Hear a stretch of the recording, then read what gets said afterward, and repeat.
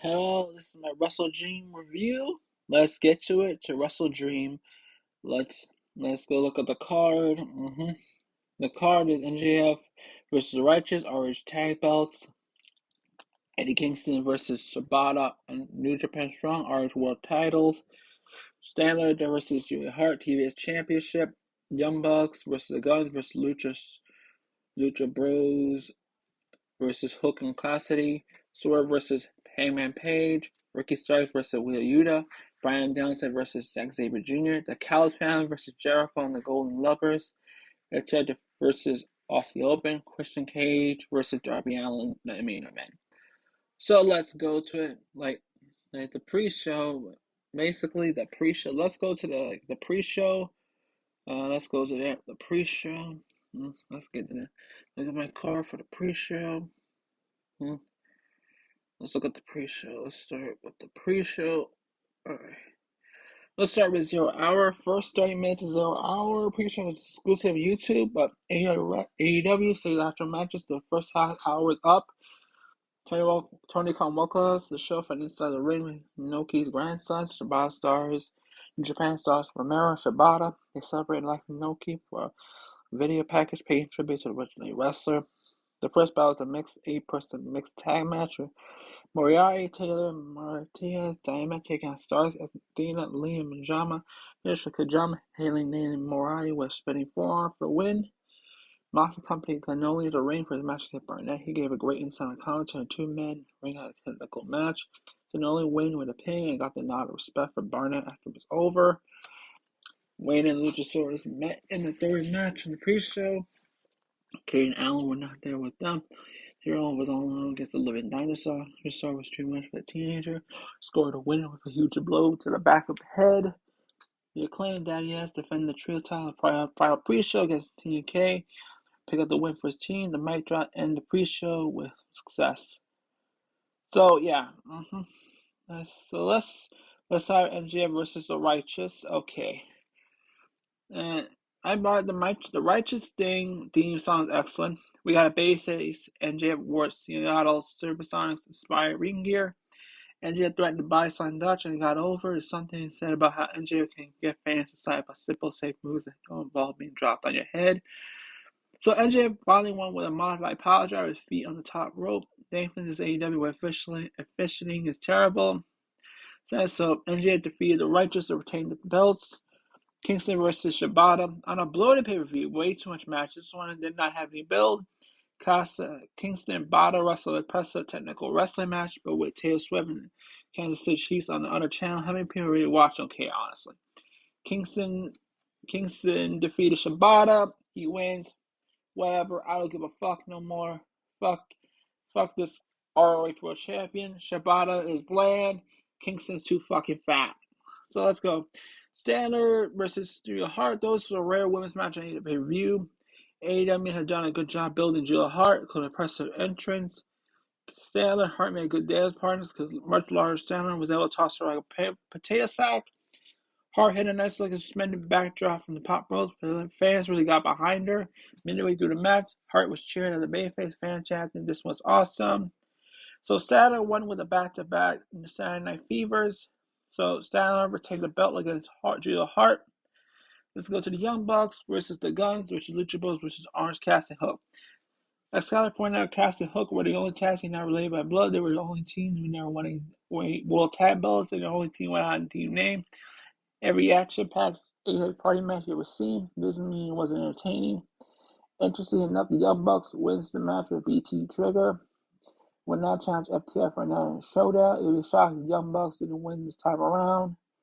So yeah, the Young Bucks win. They get a future opportunity tag titles. Swerve Strickland versus Hangman Page. Swerve was treated heavily with hometown hero. Hangman Page received a mixed reaction. Hangman was sort of similar. Braun pants to Shawn Michaels when he won the World Heavyweight Championship in 2002. Personal dance can you get over, but the Seattle Clan Page area didn't seem too keen on doing away him and WrestleDream. Swerve passed on Hangman Page as Page received medical attention despite being cheered like a babyface. Swerve was still a very aggressive heel.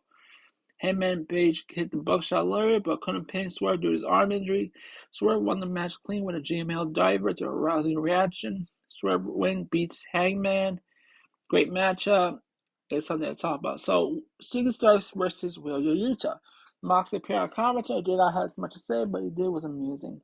Stark was even more tournaments than Bayface. Yuta did Bayface rope walk to master reaction. Now McGinnis asks who's next for Ricky Starks. It sounds like they'll be from John Moxley. Ricky Starks wins and beats Yuta. So yeah. So now we go Danielson versus Zack Sabre Jr. Mox was more of a talk during his match on highlights called Brian a secret bully. The strike of the match was brutal. They really crowd into strikes got louder. Jim Ross was fantastic calling this match in the area realistic offense. McGinnis continued anti-Brian Green, asking him to celebrate a trap Danielson submission. When Danielson put his foot on the rope, McGinnis called him a coward. Moxley he's throwing the towel. Sabre Jr. took control of the stage of the match. So he won this match strike, and McGinnis claimed this is not technical wrestling. Scott announced Mega versus former UFC flyweight champion Demetrius Johnson in a gaming contest, and Moxley reacted shocked they were going to have a wrestling match. So yeah, Danielson defeated Sabre Jr. by pinfall. So okay, the Chaos Family versus Jericho and the Golden Lover. This was a solo versus party match for the Bucks from the earlier. Fans were really into Bayface's and Jericho. Bushi continued to show himself, but actually served well in the match while relying on his charisma. Ada continues long story. It's like she once again pinned Kenny Omega. So yeah, this is a long-term storytelling. So Chaos fans defeated Jericho and the Golden Lovers. Next we go to FTR versus Aussie Open. FTR Aussie Open beat the hell out of each other right out of the gate. This seemed trying to set the top record. Fletcher became more explosive the match went on. This was not a whole lot of heat for this match. Probably the crowd was getting tired, but expected Aussie Open to win. Aussie Open screwed up the machine to save it. Now had to call a knee strike. So FTR retained against Aussie Open. Good for them. Now we go to the main event. Christian Cage versus Darby Allin. And then that's his debut. The fact Christian Cage headlined this show suggests Darby may win the TNT title hometown. Seattle or B and Copley may cost Christian the title. Christian Cage received massive heat against the hometown hero Darby Allin. Allin won first while help from Christian Cage's turtleneck, covered his face. AEW cut to Nick Wade's mom poured a drink in Christian's face. More than NBC cut to his slip. Christian teased slamming Allin for the apron to Stewart, but Stewart was too far away, so they struggled time again. So it got to the point where Christian had to step from the apron and slam Allin on the stairs or Teresa and try again from the apron. Both were nasty bumps. By the third fall, the ring had exposed wood panels. As Darby Allin being stretched out, Christian Cage hit a frog splash stretcher. Shockingly, during the match, Nick Wayne turned heel on Darby Allin with a belt shot at Darby. Miss Wayne was furious. Sting made the save with sloppy fence on the heels. With Bayface outnumbered, decided to stay to Adam Colin to make his debut. Following a video package where he drove a car, street words rated R, straight painted over. So yeah, Christian Cage retained the TNT World TNT Champ against Darby Allin. Yeah, basically.